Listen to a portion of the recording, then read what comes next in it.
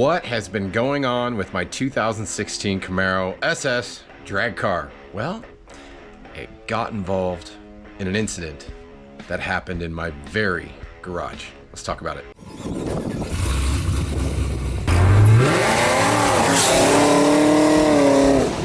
Today's video is brought to you by Lethal Garage Synthetics. If you guys didn't know, I've been an Amsoil dealer for over 6 years and personally run Amsoil products in my car, from engine oil, trans fluid, rear gear, brake fluid, etc. Have it all, even their coolant. And if you guys are looking to change your oil or change any of the fluids in your car and want to look for the best product available, hit the link down below in the description. You can sign up as a preferred customer, save 25% off on all of your orders, and on top of that, you can get free shipping. So check it out, hit the link below, and let's get to the video. What's going on, guys? Matt over here with Lethal Garage, and today, well, we're gonna be talking about this car. Why? Well, I had a problem, and apologies, I didn't really comb my hair today. Got done with the gym, took a shower, and you know what? It's a relaxing day. It's Memorial Day. I'm shooting a video and just wanted to talk about what happened. It involved a rat. And I also want to show you guys, for those of you who have a rodent problem or end up having wires chewed or anything like that with your car or something like that, I want to show you some of the key places you want to check to make sure the rodent problem is clear and or they didn't make a home in your car. Yes, there's some areas they can get into and make a home, and I'm going to show you how you can check in there, get in there and verify that that didn't take place or happen. So let's just dive right on into it. So I guess it was, and I'm sorry, I'm going to be jumping over things here in my garage, but we were working on my 71. If you guys didn't know, I have a 1971 Resto Mod Camaro. It's having its own identity crisis right now, or at least I guess what you would call the shakedown. We finally finished the car, started driving it, all that great stuff, and running into a few problems. I think we overfilled the transmission. The check valve finally opened up and just spilled all of its trans guts all over the floor. So I got to deal with that. Got to make sure that's truly the problem. But to this car, well, it's pulled apart. So, and I got into the car, took off the whole front clip, and again, my garage is very messy and condensed right now, so apologies. But there's not really many places a mouse or rat can get into in your car. They're going to want to get up into the front because there's not much wiring towards the back side, and all of the wiring in the back side is wrapped and loomed. So you don't necessarily have to worry about that aspect of a mouse or mice or squirrels or let's just use rodents getting into your car. Now in my instance, I have a lot of aftermarket stuff, a lot of aftermarket wires, so there's a lot of wiring. I'll bet we did wrap and loom quite a bit of wiring, but there was some wiring that was not properly loomed. I shouldn't say properly, it just wasn't loomed, and a potentially tasty treat. And on top of that, not only the wiring, but they liked some of the plastic housing of items and some of the rubberized stuff. And I don't know if it was so much eating it, it was maybe trying to pull chunks and parts and pieces of it to build a nest or something of that nature. I don't know. I'm not a rodent, so I don't know what's going through their mind, but I'm going to show you what they got into and where you should look and really dig into to make sure that if they are in your car, they didn't go this far and make a house in your vehicle. I guess the first question to answer is, how did I know I had a rodent in my car? Well, as I mentioned earlier, we were finishing my car here, getting it ready for LS Fest West. And as we were closing up the garage one evening, I thought it was a mouse, but Kyle, Maplefed, and I saw the mouse run into the garage. We spent some time trying to look for it. I'm like, you know what? I'll leave the garage cracked. It'll probably just run out. Whatever, you know, it is what it is. There's not much in the garage food-wise. Didn't really think of our food storage over here that it gleefully broke into and ruined. And yeah, so I think it was like 3 weeks later, I started seeing traces of rodent poop and stuff like that around the edges of places. I started noticing it in the food storage area, and then obviously noticed the food storage had gotten broken into, certain things here and there like Bisquick and sugars and I mean, that little bastard chewed through a lemonade 2-liter bottle. Like, it was frustrating. And then I was like, great. So then I kind of started looking around the garage, and I noticed a few little black pieces underneath my white Camaro. And I like quickly went under. I'm like, great, please don't tell me it's in my car. And I realized it wasn't poop, but it was actually chunks of like rubber. And I was like, well, that's not good. So then I popped the hood of my car, and I can't really show you that because I was dumb, but I am gonna move this real quick because I'm gonna show you how to get up in here in a minute. But I popped the hood of my car and basically found out it was a rat. So rodent poop and pee all over the blower, all over the shock towers, all up here in the front. And then I started trying to look closely and started realizing there was parts and pieces of the car that had got chewed on. Like, oh, this little rubber cover right here for, I'm pretty sure that's actually covering a vacuum leak, potentially. Didn't even notice this before, but this little rubber cover's chewed on, right? Then I noticed my RotoFab seal to the hood is chewed up. Great, okay. Then I noticed the cover from my RotoFab stuff chewed up. I'm like, oh gosh, and you'll see those some of the precautions I made once I realized and cleaned it all up. Dryer sheets, they're great. If you're gonna park your car for a long time, throw dryer sheets everywhere. They don't like the smell. They don't like the fragrance. There's other, like peppermint and stuff like that also works. But anyways, back to where we're at. So then I started noticing there was some wiring all throughout this fuse box right here that was all of our aftermarket added stuff that this rodent decided to chew up, including my flex fuel ECU wire that was holding on by a single thread. And I should have known better because we had been cold starting this car and backing it out of the garage so we can get the 71 in the middle of the garage to work on it because we were doing brakes and all that stuff. And the car was running really weird. And it kind of just sounded like, okay, maybe the spark plugs were foul or had a misfire or something like that. But no, I'm pretty certain the E85 ECU tap was severed severely enough. It literally was holding on with like 1 or 2 strands of copper wire.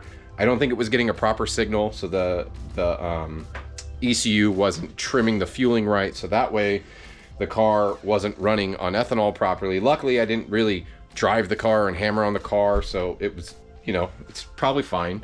But I patched up those wires, fixed them all up, so we should be good. We also had the wire running from the fuse box to my 4 Innovation triple pump in the back. It had chewed up those wires. You can see I electrical tape covered my fix right here, but that's patched up. But I ended up pulling apart the car. You know, I wanted to see where it really got into. So I got underneath the fuse box and checked all the wires under here, started coming in here and started realizing that there was like a nest starting to get built up right in the front here. So I pulled this front clip off, cleaned everything out, pulled it all out, realized it had chewed up. There's some rubber stops in here that support this outer fender. Had chewed all those to hell, and that was about it. You know, after pulling apart the front clip, and I did do a lethal live on Instagram, kind of doing it all live, getting into it and exploring what this stupid rodent had done. And the big find was the cow. So if you guys didn't know, and this is honestly where I heard the rodent and realized he was in the car. So I was doing some touch-up work. Actually, I'll show you, because I was an idiot and didn't adjust this window properly. I rolled it up too high, and it was higher than the paint ledge, and I slammed the door closed. And look what I did. I touched it up the best I could with some paint, but yeah, I ruined my 71. And when I was touching it up, I heard this little like right up in here, and I'm like, what the heck? That's not like a normal noise. Like the garage was open. It wasn't like leaves skating across. Like I could hear something was underneath this cowl. And so that's really what led to the whole diving into the car. Now, this is the important side. So obviously you can pull your inner fenders off, you can pull your front end off. That's all easy. I have videos showing all of that. So if that's something you're dealing with and you want to check, there's a few key areas that I'm going to show you really quick right now that you want to check real quick. So obviously this front fuse box houses a lot of everything, and directly below this is your ECU. Most of all those wires are loomed and wrapped. It's not really something that a rat's going to get into, or a rodent, etc. They could, but typically you don't have to worry about that. In this instance, like as I mentioned earlier, we have a lot of added stuff to my car, such as the inner chiller and all of the connections for the 4 innervation setup, and for the vacuum for the supercharger, and the flex fuel kit, and what else am I forgetting? My line lock setup. There's a lot of stuff coming in here that's not factory wiring. You can see there's a lot of wires in here that are not loomed. There are some that are loomed. Usually rats and stuff, or they won't chew through a loom. Can they? Yes, but typically they won't. In some instances, I even went further where I wrapped the loom with a fabric tape. This fabric tape doesn't taste very good, so I've noticed everything that was wrapped with this wasn't touched. So yeah, that's one key area. Now, you can access underneath and see all the wiring by pulling the inner wheel liner. So you can see this liner is actually over there, but you can really see all up in here. I apologize, it's dark, but you can get up in there, check all your wiring, make sure it's good. I took the opportunity to clean everything up. Sweet. But on the other side, you have your front bumper harness, and that's something you want to keep an eye on because there are some exposed wires there. Sorry, I had to move the inner liner. So mine is currently unplugged, but you'll see the front bumper harness right here. It sits on a rail sitting right on here, and then you have your headlights. All these wires are exposed. So this is exposed right here, and it doesn't look like he gnawed or tried to chew on anything up in here. And then you have your side lights, and your, if you have, like I've removed my fog lights down in here, so I have the harness down in here. Those wires are untouched. You obviously have, if you have mag ride, you have your wiring for that coming through here. But outside of that, there's not really much else. So I went in here, checked it all out, made sure it was not completely destroyed, and it wasn't. So happy with that. I mean, not happy I had to take it all apart, but it is what it is. That's what we had to deal with here. So the other part, and this is where a rodent can really make home and really mess up your car, and it's going to be the AC box. So if you know, on the inside of your vehicle, you have your cabin air filter. I have a video on how to replace that if you guys aren't familiar with it, but I'm going to show you how you can actually check it from the top side here.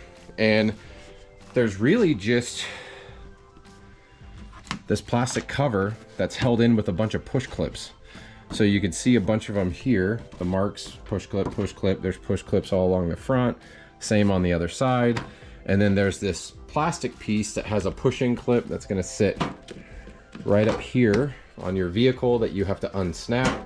Be careful, this one is a nightmare to pull off because it's like this weird like D style push clip, and it's kind of a nightmare to pull. So I used a body finishing tool to be able to pull it off, but do know that one's kind of a pain in the butt to pop off. But what that reveals, and it's an area most people never clean or check in their vehicle, and I should get this cover.